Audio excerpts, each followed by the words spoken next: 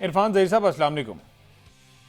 Ji, thank you Hamza. Irfan भाई, बार बार अहमद सईद साहब ये कहते हैं कि माइक हैसन के बस का काम नहीं, उनके पास एक शीट आती है तो वो खाना पूरी कर देते हैं, वो साइन कर देते हैं और वो टीम बन जाती है और उनका नाम लग जाता है। क्या ऐसी बात है कि अंदर की खबर है कि ऑलरेडी सिलेक्शन कहीं और हो जाती है, माइक हैसन से सिर्फ साइन करवाने के लिए भेजते हैं? नहीं, मैं बड़ी इज्जत के साथ इससे इख्तलाफ करूंगा जी।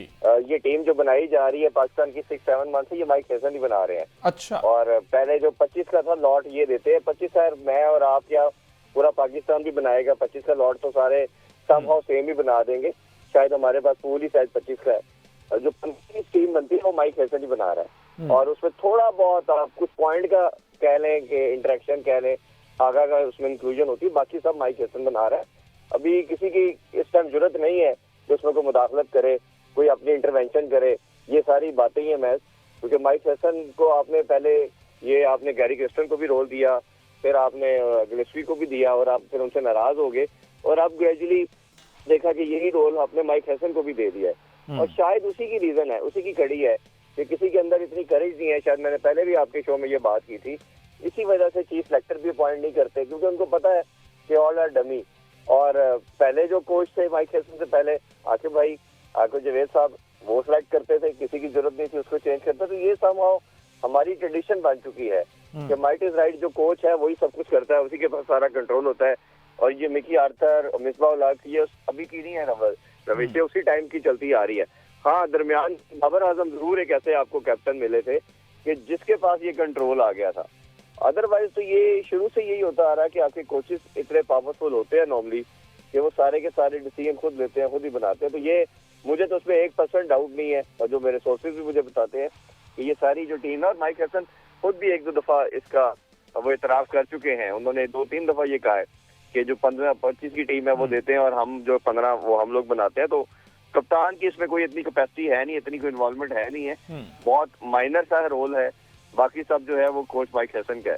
तो दूसरी आप बात कर रहे थे इसमें कौन से लड़के होने चाहिए कौन से नहीं, आई गेस ये पूरा पाकिस्तान कर चुका, बात हम भी करते हैं, फिर एक दफा कर देते हैं। इस टीम में हर सूरत में सुफियान होना चाहिए था, अहमद दानियाल मस्ट होना चाहिए था। फिर इसी तरह आप अगर फर्दर मोर अगर करें तो बैटिंग के अंदर बेंच स्ट्रेंथ को देखना है, तो आपने अब्दुल समद को डाला। ये भी मैंने आपके शो में ब्रेक किया था कि अब्दुल समद आएगा, ना इरफान खान न्याजी आएगा, ना हसन नवाज होगा, और आप देख लें ये अब्दुल समद ही आया। बट अब्दुल समद को अगर रखना है तो उसको कोई एक मैच तो खिलाते, कहीं तो उसको कॉन्फिडेंस देते, उसको चेक करते। बट अगर आपको ये भी नहीं आइडिया तो फिर उस मास सदाकत का क्या कसूर था, जिसने हर जगह पे रन करके आपको परफॉर्म करके दिया। और वो 3-in-1 है, जैसे नवाज की यूटिलिटी है, इसी तरह का प्लेयर है। देखिए, मुझे बहुत ज्यादा इख्तलाफ है फहीम अशरफ की इंक्लूजन से। तो किसी मैच में बैटिंग मिलती है, किसी में बॉलिंग मिलती है, दोनों काम कटे कभी किए ही नहीं उन्होंने, याद ही नहीं पड़ता। फिर आप होता है कि एक दफा बॉलर आउट करता है, एक होता है आउट हो जाते हैं। अनफॉर्चुनेटली जब आप उनकी बॉलिंग देखते हैं तो उन्होंने आउट जरूर किए हैं, वो आउट हुए हैं, आउट किए नहीं गए। अहमद दानियाल ने जिस तरह सुपर वो आपको परफॉर्म करके दिया राइजिंग स्टार एशिया कप के अंदर, उसने आउट किए, उसने सुपर ओवर मांगा, वो डिलीवर करके दिया। तो ये जो करने वाला होता है और हो जाना, इसमें इंटायरली बहुत डिफरेंस है। ये बहुत बड़ी क्लियर लाइन है इसके दरमियान। तो आपको वो प्लेयर चाहिए जिनके अंदर एबिलिटी हो, जिनके अंदर टैलेंट हो, जिनके अंदर स्किल लेवल हो। ये खुदारा इस सर्विस से बाहर निकले। और मैं नाम तो नहीं कोट कर सकता, मैंने बोर्ड के भी 1-2 बंदों से ये बात की जो समहाउ लोग समझते हैं कि शायद ये मैनेजमेंट का पार्ट है और ये सब कुछ है, उनसे भी ये मैंने रिक्वेस्ट की कि आप ऐसे प्लेयरों को सिलेक्ट किया करें जो परफॉर्म करते हैं, जिनके अंदर वो देखिए एक वेनम होना चाहिए एक प्लेयर के अंदर, जिसको लेके जब आपकी ओपोजिशन देखे तो उसको ये थ्रेट आए। आप मुझे बताएं, क्या आपको किसी भी ओपोजिशन को फहीम अशरफ से क्या थ्रेट होगा? आप खुद बता दें, आप भी क्रिकेट को कवर कर रहे हैं काफी टाइम से। इसी तरह हारिस रऊफ को क्या थ्रेट आपको फील होता है? तो ये अनफॉर्चुनेटली हम कैरी करते चले जा रहे हैं। अब आपने उस्मान तारिक को वेपन रखा, उसको नहीं खिला के चेक करते। कोई लॉजिक, कोई सेंस किसी चीजों की समझ ही नहीं आती। अच्छा इरफान भाई, आपके माशाल्लाह काफी सोर्सेज हैं। बाबर आजम अगर पाकिस्तान की इस 15 अपनी टीम में आते हैं तो आपके ख्याल में क्या वो प्लेइंग 11 का भी हिस्सा होंगे? जिस तरह से पाकिस्तान की टीम में सलमान अली आगा भी इस टीम में फिट इन हो रहे हैं, और फिर सलमान अली आगा के साथ अगर उस तरह का ही एक और बैट्समैन बाबर आजम टीम में आता है पाकिस्तान की, तो फिर बाबर रिजवान की जोड़ी को तब्दील क्यों किया गया था अगर इस तरह काम ही करने हैं तो? देखिए, उसमें एक पॉजिटिव चीज अहमद मुझे जो नजर आई है ना, वो ये नजर आई है कि आगा ने जिस तरह की इनिंग्स लास्ट मैच में खेल छोड़ी है, ये क्रिटिसिज्म तो पिछले मैच से पहले अगर बात करें तो 100% आपकी बात से मैं एग्री करता हूँ। लेकिन देखिए, जब कोई प्लेयर अपनी उस रविश को चेंज करने की या इवॉल्व होने की कोशिश करता है तो हमें उसे एक्नॉलेज भी करना चाहिए। मैं तो एटलीस्ट उसको एक्नॉलेज कर रहा हूँ कि उसे एज ए कैप्टन अपनी जो इंटेंट की, चाहे सिनेरियो ऐसा बन गया था, सर्कमस्टांसेस ऐसे थे, चले उसने कोशिश तो की। बाबर रिजवान ने कब कोशिश की? किसी मैच के अंदर भी उन्होंने क्या इस तरह की कभी अपनी कैरियर के अंदर हमें वो आउटकम दिखाने की कोशिश की? T20 के अंदर हमें तो बताया गया जी ग्राउंडेड शॉट ही मारनी है, एंकर का रोल ही खेलना है। ये भी एंकर के रोल में ही थे। तो जब इनको लगा कि नहीं अब टीम की रिक्वायरमेंट है तो अगर एटलीस्ट तो रिक्वायरमेंट के अकॉर्डिंग जो है सलमान अली आगा ने ट्राई किया एटलीस्ट, और इससे कबल जो बड़े नाम थे वो ट्राई तक नहीं करते थे। तो राना साहब जरा वापस मैं सिलेक्शन की तरफ आता हूँ। बहुत सारे लोग कहते हैं कि जनाब आकिब जावेद साहब ऑल्दो अभी वो डायरेक्टली उस तरह से सिलेक्शन कमेटी खुलकर सामने नहीं आते, बताते नहीं है कि जनाब सिलेक्शन कमेटी के हेड वही हैं। खबरें यही हैं कि बनाते आकिब जावेद साहब ही हैं, माइक हैसन को एग्री करना पड़ता है उनके साथ, और अगर वो एग्री नहीं करते तो भी कोई मसला नहीं होता, फिर भी वही प्लेयर जाते हैं जो आकिब जावेद साहब। तो सर आप भी इतना अरसा इस सिस्टम को देखते आ रहे हैं, लगता है कि आकिब जावेद साहब अभी तक इतना असर रसूख रखते हैं कि वही टीम सिलेक्ट करते हैं?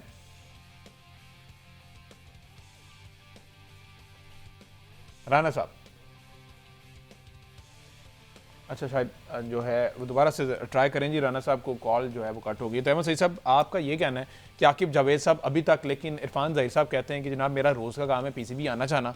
मेरे ज़रा ये कहते हैं कि माइक हैसन साहब को फुल इख्तियार है कि वो टीम बनाते हैं और वो अपनी मर्जी की टीम बना रहे हैं, और अभी तक तो यही चल रहा है। अच्छा, अब आपने अब्बास अफरीदी की बात करते हैं। अगर इरफान ज़हीर साहब के सोर्सेज यकीनन मेरे से ज़्यादा पुख्ता हैं, उनका तजर्बा मेरे से ज़्यादा, बहुत ज़्यादा है, बिल्कुल बिल्कुल, और यकीनन उन्हीं की बात को हम दुरुस्त मानेंगे। लेकिन बात यह है कि अगर माइक हैसन ये टीम बनाते हैं तो फिर तो माइक हैसन को रखने वालों के ऊपर बहुत सारे सवालात जो है वो पैदा होते हैं कि किस तरह की टीम। वो आप बहुत मशहूर जुमला पाकिस्तान में चल रहा था कि ये क्या उठा लाए हो, तो मुझे तो इस तरह की चीज़ें जो है वो याद आती हैं। भाई आपने अगर श्रीलंका के कंडीशन के मुताबिक टीम बनानी है और आपने मतलब ये जो साइम अयूब टाइप लड़के आपने टीम में रखे हुए हैं, ये जो आपने इतने सारे ऑलराउंडर्स की फहरिस्त आपने एक रखी हुई है, यानी 11 में से 8 जो है वो आपके ऑलराउंडर होते हैं, लेकिन उनमें से किसी एक के बारे में आप ये नहीं कह सकते कि वो मुकम्मल ऑलराउंडर है। फ़हीम अशरफ के बारे में तो इरफान ज़हीर साहब, हम तो खैर ये नहीं वो कर सकते, इतनी हमारे अंदर तो हिम्मत नहीं है कि हम यहाँ बैठ के वो कह दें। माइक हैसन साहब तो आकर कहते हैं कि ये लड़के मेरे मैच विनर हैं, ये लड़के मुझे मैच जितवाएंगे। तो फिर किस किस्म का कोच पाकिस्तान क्रिकेट बोर्ड ने रख लिया है, किस किस्म की मैनेजमेंट पाकिस्तान क्रिकेट बोर्ड ले आया है? माइक हैसन साहब तो कहते थे कि लड़कों को जो है वो, इरफान ज़हीर साहब नहीं बल्कि खुद उनसे सवाल पूछा था प्रेस कॉन्फ्रेंस में, तो उसका जवाब आया था कि जी बॉलर के हाथ से निकलता हुआ बॉल देखने की जरूरत नहीं है, ऑफ द पिच आप बॉल उठाएं। तो फिर माइक हैसन ने अगर टीम बनानी है तो फिर आपको शिकवे किस बात के हैं? तो फिर तो आपको कनात कर लेना चाहिए ना, और फिर आपको ये समझ लेना चाहिए कि पाकिस्तान क्रिकेट बोर्ड के साथ क्या हो रहा है। लेकिन मैं आपको एक बात बताऊं, जिस कोच को प्रेस कॉन्फ्रेंस में आकर अपने आप को डिफेंड करना पड़ जाएगा टीम मैं बनाता हूं, जिस कोच को, जिस कप्तान को मीडिया के सामने बैठ के इस बात की दलील देनी पड़े कि हाँ मैं ही ये टीम बना रहा हूं, मैं ये समझता हूं कि वो एक कमजोर कप्तान है, वो एक कमजोर कोच है जिसको आकर अपने आप को डिफेंड करना पड़ रहा है, अपनी पॉलिसीज को आके जो है वो इस तरह से कि जी मैं ही बना रहा हूं टीम, मैं, मेरे अलावा कोई भी यहां पर जो है वो इतना एम्पावर्ड नहीं है। पाकिस्तान क्रिकेट बोर्ड में रिवायत को नई नहीं है। आपको ये पता है कि पाकिस्तान क्रिकेट बोर्ड में इस वक्त जो रिजीम चल रहा है वो 2 फ्रेंचाइजीज हैं, जो इस्लामाबाद यूनाइटेड और लाहौर कलंदर्स, उनके लड़कों को जो है वो प्रेफरेंस दी जाती है, क्योंकि माइक हैसन के बैक एंड के ऊपर जो स्टाफ बैठा हुआ है उसका ताल्लुक जो है वो इन फ्रेंचाइज के साथ है। आप ये बात तो अक्सर करते हैं कि माइक हैसन पाकिस्तानी टीम के कोच हैं तो उनको फ्रेंचाइज में नहीं होना चाहिए। पाकिस्तान क्रिकेट टीम के सिलेक्शन कमेटी के अंदर ऐसे लोग बैठे हुए हैं कि जो पीएसएल में भी इन्वॉल्व हैं और पाकिस्तान के सिलेक्शन कमेटी में हैं, उनके ऊपर कौन बात करेगा? क्या उनका इन्फ्लुएंस नहीं होता इन फैसलों के अंदर? मैं इस बात को मानने के लिए तैयार नहीं हूं कि उनका इन्फ्लुएंस नहीं होता। और माइक हैसन अगर अपने फैसलों में इतना ही मजबूत होता, इतना ही वो एक स्ट्रॉन्ग पर्सनैलिटी होती, तो उन्हें आए रोज आके अपने आप को जस्टिफाई ना करना पड़ता मीडिया के ऊपर कि मैं ही टीम बना रहा हूं। तो फिर सवालिया निशान तो फिर इरफान भाई है ना कि अगर वो टीम बना रहे हैं तो फिर तो ये सोचना पड़ेगा, एक दफ़ा दोबारा से सोचना पड़ेगा कि वो आखिर क्या टीम बना रहे हैं, ऑन व्हाट बेसिस, जो कि स्टैट्स पे चलते हैं, फिर वो स्टैट लेकिन मैं उसको एक और तरह क्लियर कर देता हूँ। मैं उसकी आपको एग्जांपल दे देता हूँ कि टीम वो कैसे सेलेक्ट करें। आप इस्लामाबाद यूनाइटेड को अगर देखते हैं तो आपको नजर आएगा कि वो सारी की सारी बेस करती है ऑलराउंडर पे, और आपकी जो ये टीम है इसके अंदर भी एट अ टाइम आप 6-7 ऑलराउंडर खेलना शुरू हो गए। ये स्पेशलिस्ट को फेवर नहीं करते। माइक हैसन न्यूजीलैंड की टीम के अंदर भी इनका माइंडसेट यही था, आईपीएल में गए उधर भी यही था, इस्लामाबाद यूनाइटेड में भी 3-4 साल से आप देख रहे हैं यही माइंडसेट है।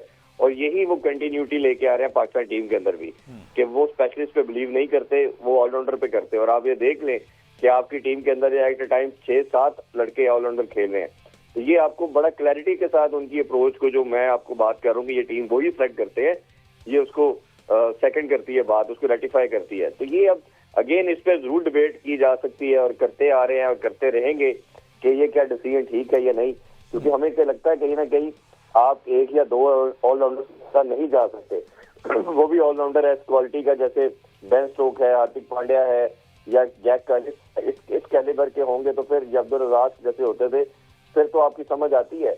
बट अगर आपको यही नहीं पता कि अगर वो बॉलिंग कर सकता है या नहीं, बैटिंग कर सकता है कि नहीं, तो फिर आपको एक, अब देखे ना, लेट्स सपोज आपके माइंड के अंदर है कि फहीम अशरफ उस नंबर पे आके बैटिंग बड़ी अच्छी करता है, तो क्या एक स्पेशलिस्ट बैट्समैन नहीं फिर होना चाहिए जो पावर हिटर भी हो, चाहे वो नियाजी हो, चाहे अब्दुल समद हो, या कोई भी एक्सवाइजी हो। या आपको लगता है कि उससे हमने 2-3 ओवर लेने हैं, तो फिर आप ये नहीं सोचेंगे कि हमारे पास अब्बास अफरीदी होना चाहिए जो कंफर्म अच्छे ओवर करेगा, ठीक है, फिर आप उसको गेज करेंगे। या वसीम जूनियर पे बैंक करना, आपने एक्सवाइजी पे करना है या अहमद दानियाल पे करना है। तो पॉइंट ये है कि आपको क्लैरिटी चाहिए। और बट अनफॉर्चुनेटली माइक हेसन का जो माइंड सेट है, जो अप्रोच है, वो बड़ी क्लियर है। वो क्लियर उनका एक सर्टन माइंड सेट है कि मैंने ऑलराउंडर पे जाना है, इस पे बेस करना है। और कहीं ना कहीं मैं बताऊं, ये जो माइंड सेट है ना, इंग्लैंड का भी इसी तरह का ही है। और ये बैटिंग कंडीशन के ऊपर तो ये काम कर जाता है, जैसे ही जरा ट्रिकी कंडीशन आती है उधर ऑलराउंडर जो है वो फंस जाते हैं। तो आप ये देखें कि आपने जितनी भी सक्सेस देखी है पिछले साल के अंदर, वो पाकिस्तान की कंडीशन के ऊपर आप 200 भी बना रहे हैं, जीत भी रहे हैं।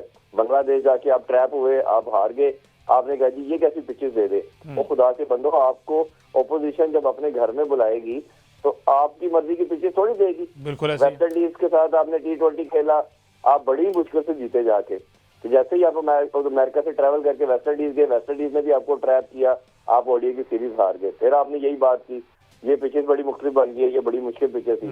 तो ये तो उनका माइंडसेट, उनकी अप्रोच ही बड़ी वियर्ड है। मेरा तो इससे बड़ा शदीद इख्तिलाफ है कि कोच आके जस्टिफिकेशन अपने प्लेयरों की बात करने की बजाय, अपनी सिलेक्शन पे करने की बजाय, वो या कंडीशन पे डाल देता है या पिच पे डाल देता है। जो अहमद सही से बात कर रहे थे, ये मैंने एशिया कप के अंदर प्रेस कॉन्फ्रेंस में उनसे सवाल किया था कि कौन सी कोचिंग ये चल रही है कि आपका एक प्लेयर भी बॉलर को हाथ से रीड नहीं करता। एशिया कप के अंदर हम हारे इसी वजह से कि आपके किसी भी बैटर को स्पिनर की बॉल हाथ से रीड करनी नहीं आई। ये हिस्ट्री में पाकिस्तान की क्रिकेट में कभी, आप जो भी लोग क्रिकेट को फॉलो करते हैं वो जानते हैं कि क्लब का बच्चा भी होता है ना, उसको भी हाथ से रीड करना आती है बॉल। ये पाकिस्तान की जो करंट टीम खेल रही है, इसमें एक प्लेयर भी आपके पास ऐसा नहीं है। सिर्फ आप ये साउथ शकील की बात कर लें, जहां आप किसी हद तक कर लें इमामुल हक की, ये थोड़ा बहुत हाथ से रीड करते हैं। बाकी आपका चाहे बाबर है, चाहे रिजवान है, चाहे आगाब अच्छा करता था, बट एशिया कप में इसमें भी बहुत स्ट्रगल किया। इसमें भी हसन रंगा की बॉल और इंडियन बॉलर की हमने देखा कि अक्सर ये मिस रीड कर रहा था। तो जब कोच ये कह रहा है कि हाथ से रीड करने की जरूरत नहीं है, सरफेस से रीड करना है, तो बस फिर सवालिया निशान तो है ना।